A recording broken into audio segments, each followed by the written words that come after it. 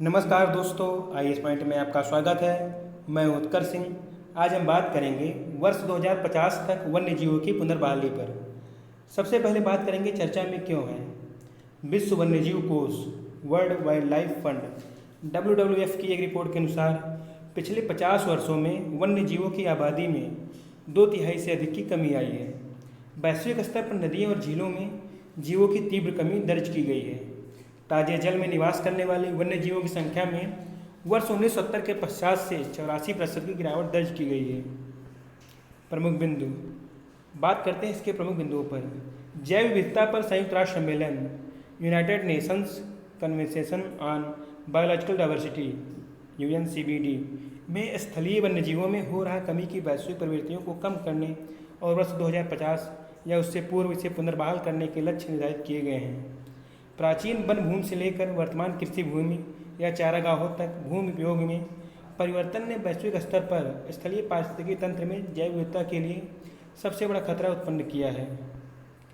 मानव समाजों के विकास और समृद्धि में वृद्धि को बनाए रखते हुए 21वीं सदी के दौरान जैव विविधता को संरक्षित और पुनर्बहाल करना एक बड़ी चुनौती है। प्रकृति और मानव के स्वास्थ्य सहज रूप से परस्पर संबंधित हैं। कोविड-19 जैसे संक्रामक महामारी के उद्भव को वनों और विनाश से जोड़कर देखा जा रहा है। स्वस्थ पारिस्थितिकी तंत्र वर्तमान वैश्विक अर्थव्यवस्थाओं और समाजों का आधार है। अधिक संख्या में प्रजातियों के विलुप्त होने से सभ्यताओं के लिए आवश्यक जीवन समर्थन प्रणालियों लाइफ सपोर्ट सिस्टम के समक्ष खतरा उत्पन्न होने लगता है।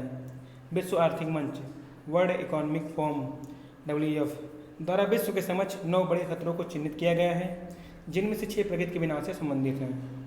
अब बात करते हैं उठाए जा सकने वाले कदम। संपूर्ण विश्व स्तर पर सरकारों द्वारा जैव विविधता के संरक्षण के लिए वैश्विक हॉटस्पॉट्स में बड़े पैमाने पर संरक्षण क्षेत्रों को स्थापित करने की आवश्यकता है। दुर्लभ प्रजातियों की उपस्थिति वाले छोटे द्वीपों को संरक्षित किया जाना चाहिए।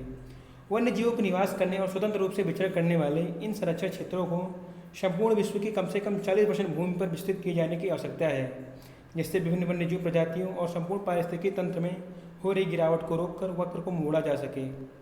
इन संरक्षण क्षेत्रों के भौगोलिक विस्तार से अधिक महत्वपूर्ण इनकी भौगोलिक अवस्थिति और इनको प्रबंधित करने का तरीका है, अतः इन पर अधिक ध्यान देना चाहिए। ऐसे स्थान जहां प्रजातियों के आवास विलुप्त होने के कगार पे हैं, वहां वन्यजीवों के आवासों की पुनर्बहाली और संरक्षण के प्रयासों को लक्षित करने की आवश्यकता है।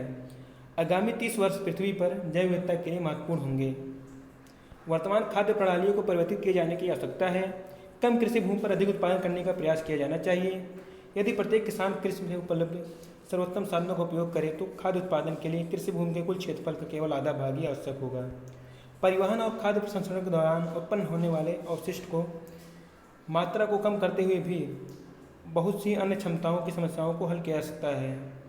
अवनायित भूमि की पुनर्बहाली के साथ साथ बड़े पैमाने पर भोजन की बर्बादी को कम करके भी मानव समाज इस प्रयास को मदद कर सकता है। वर्ष 2050 तक विश्व के 8% भूमि को प्राकृतिक रूप से पुनः परिवर्तित किया जा सकता है। शेष भूमि का उपयोग कार्य करने के लिए उचित योजना बनाए जाने की आवश्यकता है, ताकि खाद्य उत्पादन और अन्य उपयोगों को वन संसाधनों के संरक्षण के साथ संतुलित किया जा सके।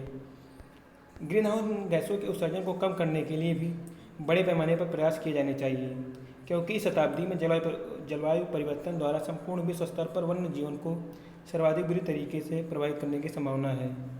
मानव की भूमि के साथ संबंधों को परिवर्तित करने और प्रदूषण में कमी लाने वाले नीतिगत उपायों को बनाना जाना चाहिए। अब बात करते हैं जैव विविधता पर संयुक्त राष्ट्र सम्मेलन का। जैव विविधता पर संयुक्त राष्ट्र सम्मेलन वर्ष 1992 में रियो डी जेनेरियो में पृथ्वी शिखर सम्मेलन के दौरान अपनाई गई एक बहुपक्षीय संधि है। यह सतत विकास के संबंध में एक महत्वपूर्ण दस्तावेज है, जो संयुक्त राष्ट्र पर्यावरण कार्यक्रम the United Nations Environment Programme UNEP के अंतर्गत आता है। जैव विविधता पर सम्मेलन CBD 29 दिसंबर 1993 को लागू हुआ। अब बात करते हैं इसके 3 मुख्य उद्देश्यों की। जैव विविधता का संरक्षण, जैव विविधता के घटकों का सदुपयोग, अनुवांशिक संसाधनों के उपयोग से होने वाले लाभों को उचित और न्यायसंगत संरक्षण। अब बात करते हैं आगे की राह पर।